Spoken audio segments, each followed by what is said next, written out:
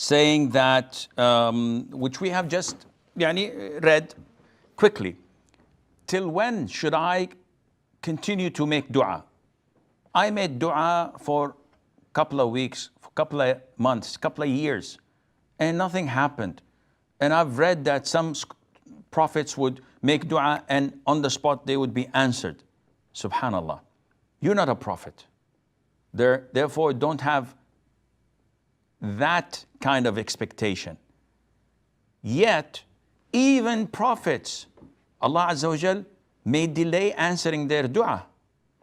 For example, Prophet Ayyub, peace be upon him, he was tested by Allah, a calamity that was bestowed upon him, where he had illnesses all over his body. All of his family died except his wife. And he became poor after being rich. And he remained in this calamity for 18 years, 18. And then Allah Azza wa Jal restored all of his favors and blessing upon him, and he was patient, and Allah complimented him as being patient. So you're not a messenger, and definitely you've not been making dua for 18 years. Secondly, it is a big mistake that when we ask Allah for something, we think that this is the best thing. And either my way or the highway. Either it's going to happen, which means Allah Azza wa Jal loves me and favors me, or it doesn't happen, which means I'm cursed, I'm jinxed, Allah doesn't love me, why does Allah hate me? And such nonsense that people talk about. And this is wrong. I ask Allah Azza wa Jal for a beautiful car, and Allah does not give me a car. I shouldn't be sad, because when I ask for something, the Prophet told us in an authentic hadith, alayhi salatu wasalam, that Allah Azza wa Jal gives us one of three, answers us in one of three ways. Oh Allah, give me a car. Boom, the car is in front of my house. A gift from a brother, a gift from work. You never know. This is one. The second, oh Allah, give me a car. Allah doesn't give me a car.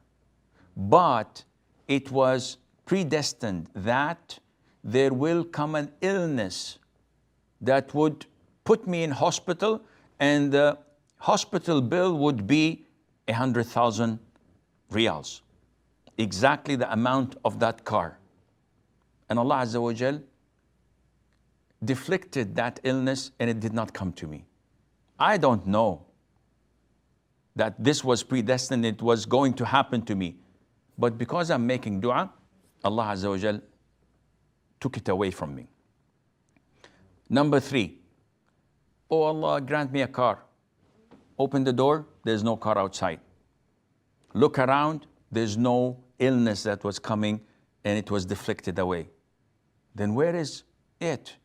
Well, you'll find it on the day of judgment, when it's the day of reckoning, and you know that you have done X amount of good deeds, but you will come and find X to the power of 5 or 10. And you say, subhanallah, I didn't do all of this. And Allah would tell you, yes, but you asked on that day for a car, and it was stored for you as good deeds here on the day of judgment. And this is why the companion said, Prophet of Allah, if this is the case, then we will make a lot of dua. And the Prophet said, Allah is even greater than that. So you make dua and you will find it with the grace of Allah. So you should not give up hope. Keep on making dua until it happens, or you add much more to your good deeds on the day of judgment.